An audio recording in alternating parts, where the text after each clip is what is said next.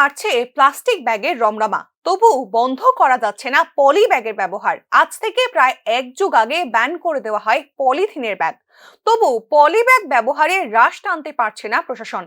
শাকসবজি থেকে মাছ মাংস, জামা কাপড় থেকে গয়না, সমস্ত জায়গাতেই এই ব্যাগের ব্যবহার চলছে রমরমিয়ে। মাঝে মধ্যে বাজারে রেড পড়লে তখন গুটি কতক লোককে আটক করে পুলিশ প্লাস্টিক ব্যবহারের জন্য, আবার ধমকি দিয়েই পর মুহূর্তে ছেড়ে দেওয়া হয়। সমাজের বেশিরভাগ মানুষই সচেতন নন এই বিষয়ে। কয়েকজন বিশেষজ্ঞের মতানুযায়ী পলিব্যাগের ব্যবহার তখনই কমানো সম্ভব যদি এর উৎস পুরোপুরিভাবে বন্ধ করে দেওয়া যায়। রাজ্যে পলিব্যাগ উৎপাদন করা হয় না, বহির্রাজ্য থেকেই এই ব্যাগ রাজ্যে আসছে। তাই উৎসস্থল বন্ধ করতে পারলেই এ সমস্যার সুরাহা হবে।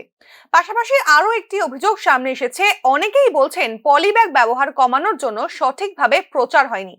পলিব্যাগ কিভাবে পরিবেশের ক্ষতি করছে তাও জানানো হয়নি সাধারণকে।